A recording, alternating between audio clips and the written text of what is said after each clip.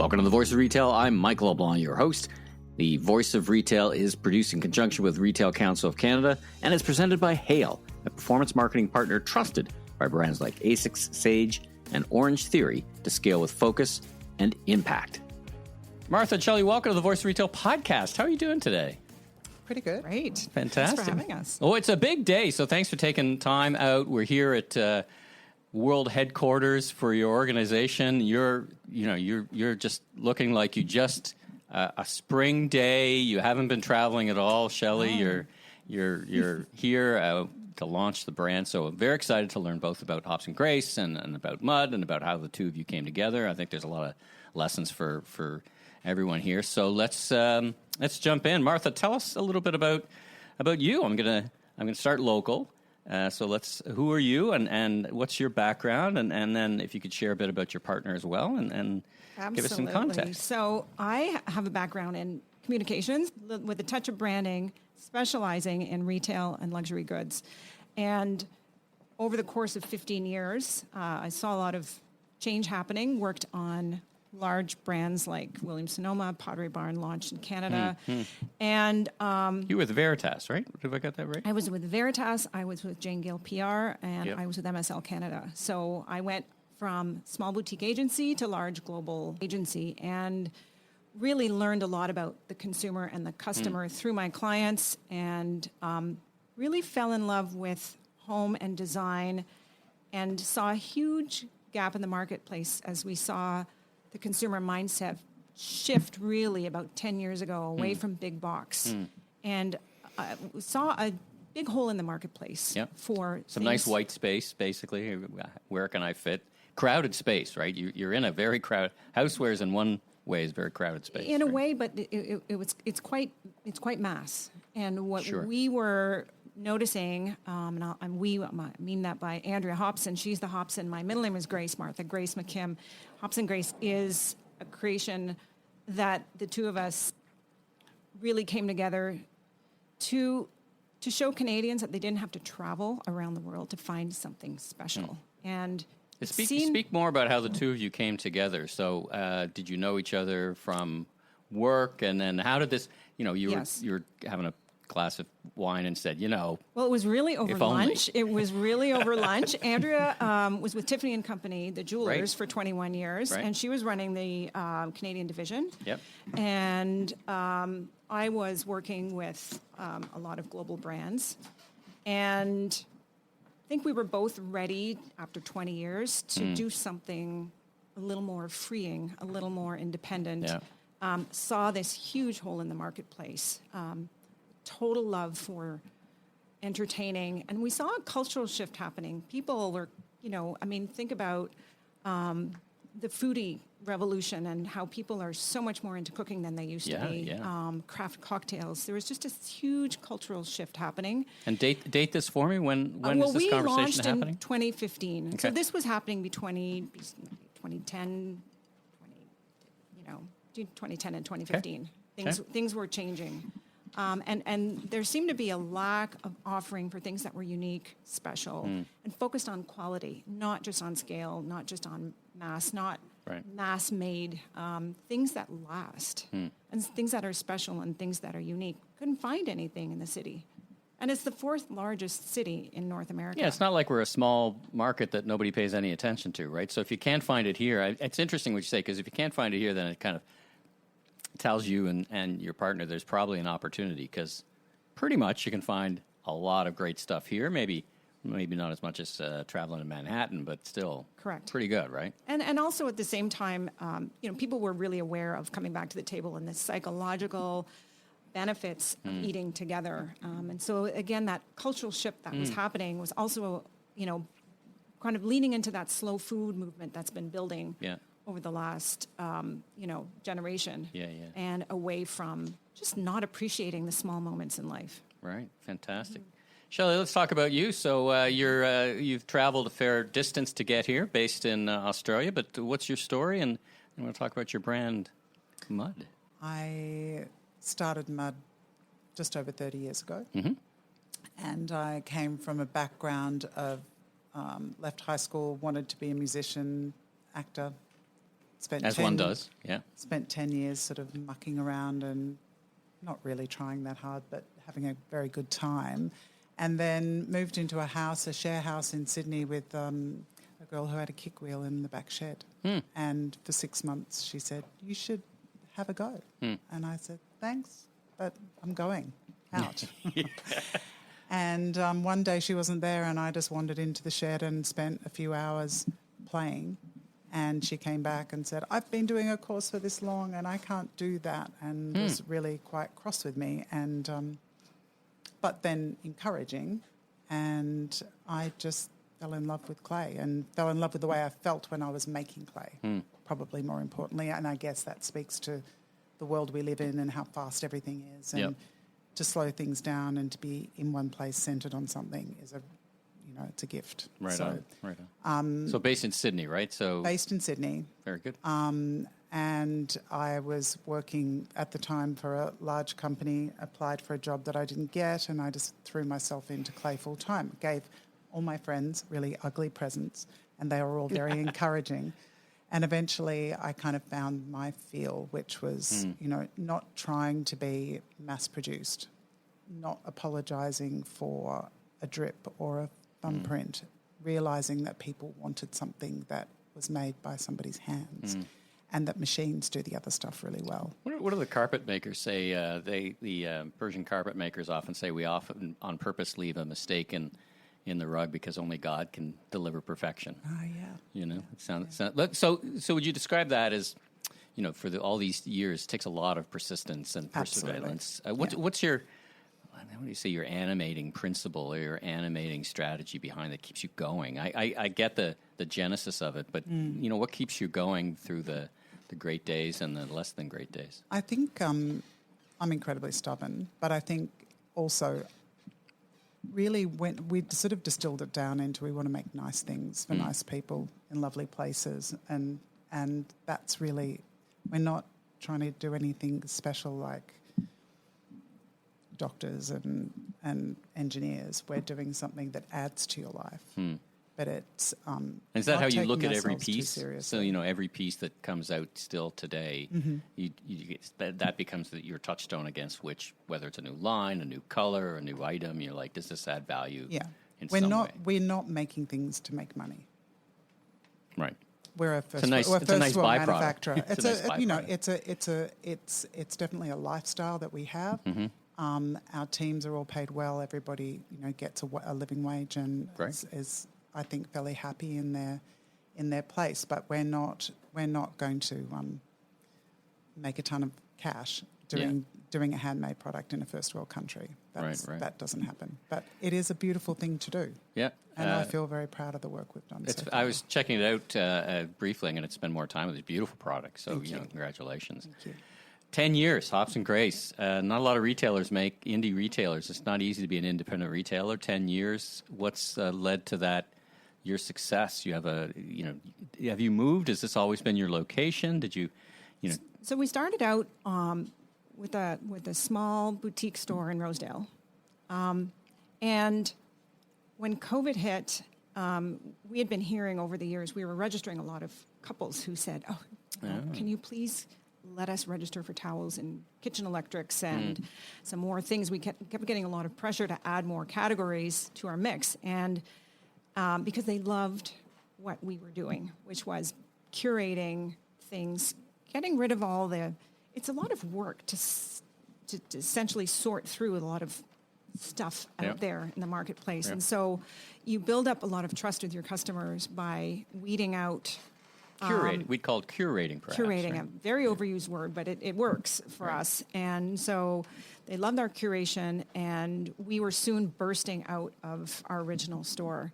And so we moved from Rosedale to DuPont Street, to a much larger location, with the goal of becoming a little more of a design destination, with the goal of knowing that online was going to grow, and in anticipation of a new wedding platform that we're building that will really be need a lot of logistical support. Sure. And so really what we are Sorry, I'm going to start that over. No, go ahead. DuPont is really a place to bring the community together. It allows us to host events, which we do a lot of. And now this next iteration of having an experience. I mean, how do you get people to get out of the house and to come into a store? You've got to offer something different than just great products. So for us, it's really about a community hub for events. And then this shop and shop partnership with Mud is for us the perfect next iteration of a great customer experience. And it allows us to do storytelling on a much deeper level. Can we talk about e-commerce for just a minute? Generally, I think asking e-commerce versus physical retail is kind of asking the wrong question. I mean, in some ways, they become a difference or a distinction without a difference because people are they shop online or they look online, they come show up in person. What's your philosophy about online sales? I mean, I often talk to retailers who have more an experiential hands-on, and they're I'm not sure what role this plays. Does this play you've come and you've been to DuPont Street here in Toronto and you don't live here, you can now order, is it a market expansion for you? Is it a online catalog to get people into the store, customer acquisition? How do you think of online? Well, we think of it as an opportunity to be able to reach and please customers that aren't living in Toronto. So we have customers in Oakville and London, Ontario, and Guelph and Ottawa and Montreal who are so thrilled to be able to have a little bit of Hopson Grace in their lives because of the ability to order online and get their products shipped to them. So, the evolution of e-commerce is really a result of this demand that has grown. And it really has been through storytelling, which is at the core of what we've done since we started. And it started out with email marketing, which is just kind of what we do and how we tell the story about a product. Yeah, it still works. It is all about understanding the value of a product. And I always say value equals values. Because if you can explain the value of something, people are willing to spend a little bit more because they understand what makes it different, what makes it special. So if you think of a mud bowl, I mean, that story is incredible about bringing Limoges porcelain and pouring it to make this product stronger. I mean, it's a beautiful story. Shelley, do you think it's sometimes said that people buy the story before they buy the product? Is that a philosophy that you'd align to? I think partly, but I think they listen to other people. For us, definitely, we've had viral marketing has been the only way that we've really marketed. And so it's through word of mouth, and within Australia we're probably a household name in 80% of locations. But there's nothing I prefer. I love being in a store when a customer comes in and they start selling to another customer that's just walked in for the first time. And that's kind of that thing, isn't it? It's like if somebody loves what you do enough, they will talk about it and they will gift it, and they gift it, and it is reintroduced to somebody else. So. Right. To be remarked upon, as Seth Godin often says, right, is kind of one of those key indicators of success. People want to talk about you. They want to buy things, and they understand that there's more than just a commodity behind it, right? And also that thing of you make everything here. You make everything in Australia. Or you haven't shipped it offshore, and so many brands do that because it's difficult. It's not a... Is that we're of course going through our whole nationalism thing here in Canada about made in Canada. Many brands would say, designed in Canada, designed in America, but made somewhere else, typically China. Yeah. Is that a driver that it's a nationalistic thing, or is it just because it's local? I mean, it could play in Canada well, but you also have stores in the U.S. and I think it's about the company having good standards. Caring about that, and part of the storytelling is about our studio and what we do in our studio and how lovely a place it is to go and visit. Do you think that people think deeper about that? I mean, it's a good question for both of you, that they said, well, I'm going to keep my money and I want to support my own economy, I want to support my own country. Do you think they conceptualize that far, or they just kind of have this free-floating happiness that things are made locally? For me, I think it's all about authenticity. And so if you are transparent about where your products are made, people still come in and love to buy something from Ginori, which is hand-painted in Italy, or appreciate these, sustainable placemats that are made in Colombia. It's about the authenticity of the making and the maker that to us translates. And of course, if they find something that's made in Canada and they love it, great. But I think it's a larger thing in terms of what makes someone kind of compelled by a product and want to have it in their home or give it as a gift. Right. Important. Let's talk about your customer, Hopson Grace customer. What does he or she look like? And are they, I mean, I think we're getting the sense of, people who are, more discriminating or more, thinking a lot more about the products in their house, and maybe they buy less but buy better. Or, do any of these segments sound familiar? Absolutely. They're not. We don't define our customer by age or by income. It's a real mindset. So it's about someone who's curious and interested in art, someone who loves to cook and wants to find the coolest cook's tools around. And entertain probably when they cook, and right? entertain. And so our customer it depends, like whether they're 28 or 68, they come to us for the same reason. So they love our Indigenous Cape Dorset table mats that we bring out every year because it celebrates Canadian art and supports local artisans, and yet it's a beautiful product that they're proud to have in their home. Yeah, I was looking at that those fish, not table mats, the fish placemats, the fish with the design. I was in Vancouver last week, and I went to this great restaurant, Michelin star restaurant, or Michelin recommended, and they served you a tin of food, the bespoke tin food movement, right? And they just open up the tin and give you a fork with potato chips and on it. But it was such a unique and interesting presentation, so I brought a whole bunch of fish back, and I'm going to get that thing because it's going to be perfect. Is Shelley not your first? How many stores do you have? 10. You've got stores across the world, right? This will be 14. 14.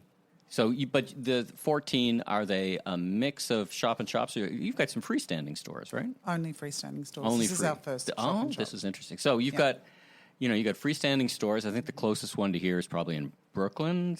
We've got one in Brooklyn, one in Manhattan. Brooklyn and Manhattan. Why a different strategy for Canada? So lots of international retailers like Canada for a whole bunch of reasons. It more or less acts and behaves like the U.S. market. Yeah. But you chose to go a different path here. Why? I think, we met these guys. They do an excellent job in what they do. And my husband and I came up in February. February. It was cold. And How'd you meet? Cold. Where'd you meet? Like at a trade show? Trade show. I think we've been having conversations for a long time. We're a bit obscure in that if we have one retailer in a city the size of Toronto, we'll just say, just one. Just one. No, sorry, we can't. It feels like the two brands would naturally gravitate together. Absolutely. Right, philosophically. It took a little bit of time, but we got there eventually. We hunted them down for a while, but they finally converted them. Okay. Why did you choose to go in this model? This model here in Canada? I think that's part of this whole conversation of what is next for retail and what is next for us. And, you came when I was putting that vinyl on the wall and not very happy about it because I can't do everything and I can't be everywhere. And the more we do, the further we spread ourselves to keep that messaging and the storytelling authentic. You need people that can pass that on. And I don't want to say I'll never do our own store in not in Toronto, but in Vancouver, somewhere else. Somewhere, yeah. But at this point, there's a lot you have to learn about every city. So we don't go into a city and do 20 stores, which would be sensible. We go in and do one store in a city, and then we go to the next. We pick another place.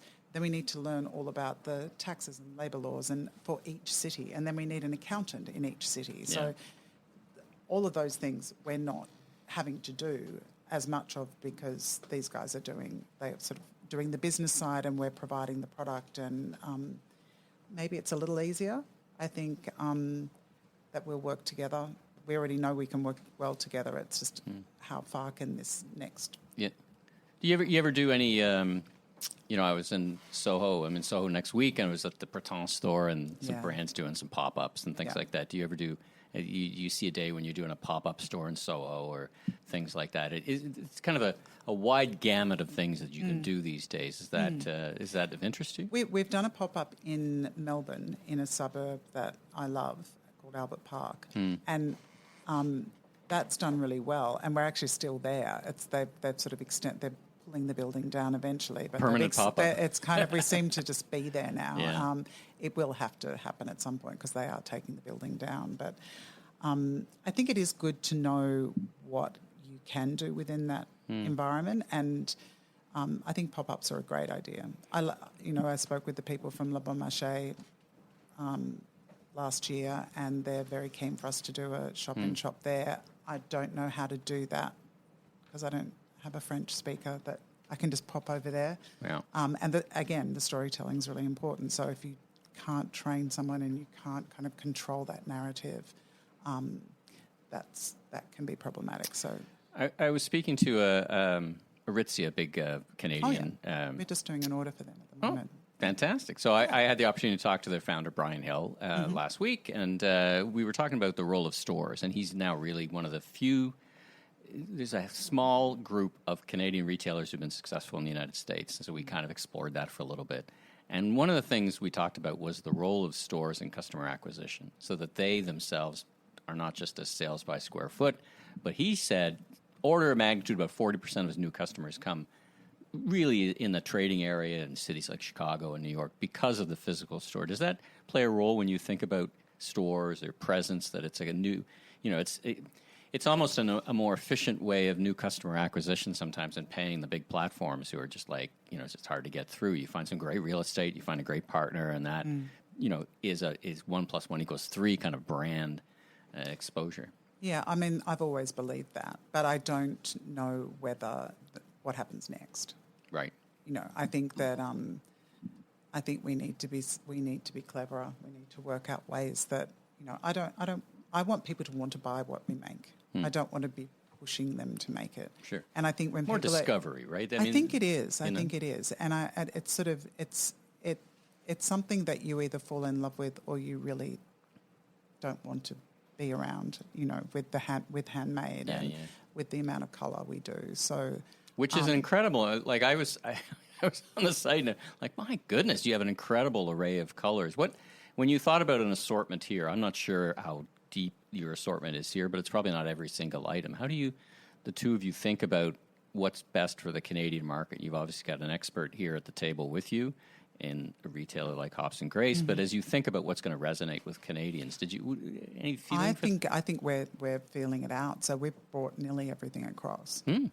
So there's not a huge back stock amount, but we do everything from house numbers to lights to dishes and platters. That's great. Yeah. And, we have a lot of customers who had been to the stores in London and New York and said, oh, can you not get this in? Can you not get that in? So Andrea and I had a lot of pressure to bring in a lot of product, but there's so much assortment that we thought, you know what, we just need to get the whole store in here. Boy, it's a real challenge, right? Because on the one end, if you're bringing a brand in, people, want that depth, and they said, well, I experienced it somewhere else, and if it's a let's use curated again, but if it's a smaller, a subset assortment, you risk a bit of disappointment, right? Correct. We'll be right back after these messages. The Voice of Retail is brought to you by Hale, the partner behind some of the fastest growing DTC and retail brands in North America. Hale is recognized for senior teams who cut out the noise and keep their focus on what matters most: growth. Their approach is based on outcomes, not hours. They are selective with who they partner with, bringing speed, accountability, and a clear strategy to every engagement. Paid media, content, performance, all of it connects directly to real results. That's why brands like A6 Sage and Orange Theory choose Hale to help them scale. Learn more at wearehale.com. Let's widen the lens a little bit on vendors for a second at Hopson Grace. You mentioned, who was it, Ginori? Ginori. But in terms of vendors, what do you look for? How do you select them? You probably go to trade shows, but with a format like yourself, there's a lot of places, fair, online market. Well, everybody goes there, right? Everybody can find that great stuff. Talk about your philosophy of working with vendors, how you choose them. So we're pretty selective about who we work with, and really, I think I said it before, but it really is a lot about values and a vendor's values and a vendor's aesthetic. So it's just this, when you get the combination of quality product, an authentic kind of way of making products that are meant to last, that longevity issue, and just incredible design. It's when they all come together, that's when we know we want to work with the product. So sometimes we'll discover a vendor at a trade show. Sure. Andrea and I went to Paris a lot in the first few years of being in business, and we now get approached by a lot of brands. And so it's a combination of handpicking. David Mellor was one of the first brands that we partnered with, incredible British brand that really makes one of the best lines of cutlery you can get in the world. And we're very proud partners of them. Ginori Classic, one of the oldest porcelain producers in the world. But then we're now discovering Colombian artisans that we'll partner with, and it really does depend on that big aha when this trifecta of quality and sustainability. You got to watch your supply chain, though, right? As you start to stretch into far-flung places. I mean, Sydney's very commercial, very sophisticated. But when you start to going to South America, I've talked to retailers. They're like, "I love the stuff, but it's very hard because the supply chain is very complicated, right?" It can be. Thank God for Google Translate. I'm going to get those new. Have you seen the new Apple AirPods they come out with that automatically translate in your ear? I'm going to get a pair of those. And but what happens the other way? So you can understand what that person's saying, but then yeah. It's just a way for you to eavesdrop on conversation. Yeah, you have to pass them on. Let's talk about the wedding registry for a bit. I ran the Bay's registry for a little bit. When I was at the Bay, 7-8 years at the Bay, one of the things I did is help relaunch, and we learned a lot of stuff about how people in that format we learned so much about how people like to shop. We would give, we would see and kind of watch the woman kind of going along with the guy who's like, "Oh my God, I'd rather be anywhere else than here." So we gave him a scanning gun, and suddenly they started scanning all these things, and it was just a big breakthrough in these quirky things. But how do you think about, you've already mentioned the registry as an important factor, kind of proprietary. What's different about it, and how do you see it as a key pillar for? Is it like a part of the flywheel for the business? It's partly flywheel, but it really is. It's a new sister brand that we're soon launching. It's called The Registry, theregistry.ca. You can go on Instagram at The Registry. We took 10 years of registering couples in store. Of course, anyone can put the registry online, but the experience showed us just how detailed and specific someone wants their experience to be. And couples expect to have the tools to register online. They simply don't want to come into stores to do it anymore. Yeah. So what we did is we turned all the intellectual property we accumulated over the 10 years, and we turned it into a platform that is going to be pretty exciting. It's got all the digital tools that a lot of larger mass players offer: group gifting, cash funds, thank you note tracker, and then it combines it with premium brands and products and that curated edit, including travel experiences as well. Oh, so that's the part of the sister brand. So it's not just products you can buy here in these four walls, but you expand it to other partners? You're going to be able to register for turntables and home thermostats by Ecobee. Come on, that's fun. Luggage. That's great. People want to register. A lot of people have set up their homes already. So we're offering them paddle boards and access to pickleball courts, whatever it is that comes exactly.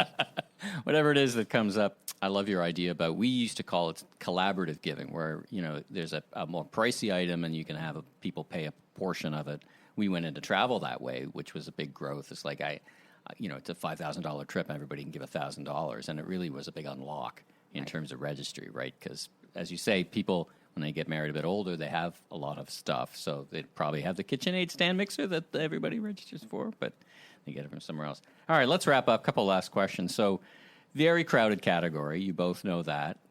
For Mud, what is it that's going to keep you at the forefront of what you're doing? What's another way of asking? What's next? I mean, is it a product assortment? It's certainly not color treatments, but is it SKU proliferation? Is it new categories? How do you think of growth? Everybody wants to think about growth, and how do you get at it? I think our growth really comes from other markets. I mean, we've had pretty consistent growth from day dot, so we're pretty happy with that.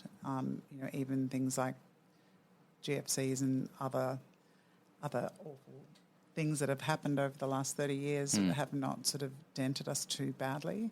I think keeping that consistent is, us being consistent and us being, I don't know if people want more from us. I think they just want us to keep doing what we do and keep doing it well. More access, and with perhaps. Maybe more access, that's it. Right, yeah, right. Yeah, definitely. Martha, let's advice to your fellow independent retailers who are listening. And I put in the context of 2 starts and 1 stop, 2 things they should start doing. 1 thing they should stop. Maybe they did it before. Maybe you did it before and it just doesn't work anymore. But what's your advice? 2 things they absolutely have to start doing and 1 thing they should do, I don't know, less of. Well, first of all, you need to understand your values and you need to understand your voice, okay? So they will help you build lasting relationships with your customers. The other thing is find your differentiation and lean into it.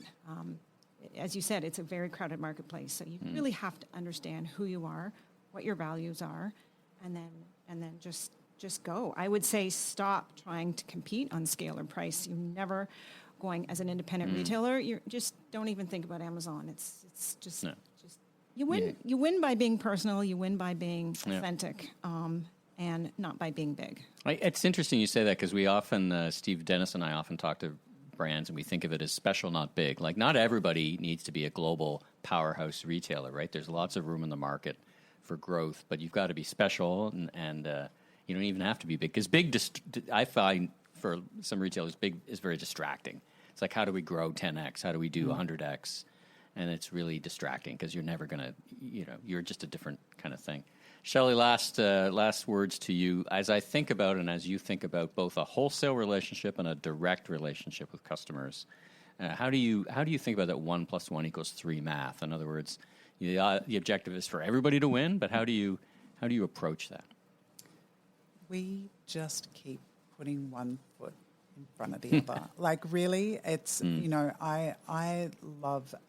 I didn't think that I was going to love retail as much as I love retail. And, we were a wholesale business for the first 15 years, and then we started our first store, and it was such a blast to be able to get feedback, to be able to fix my cash flow.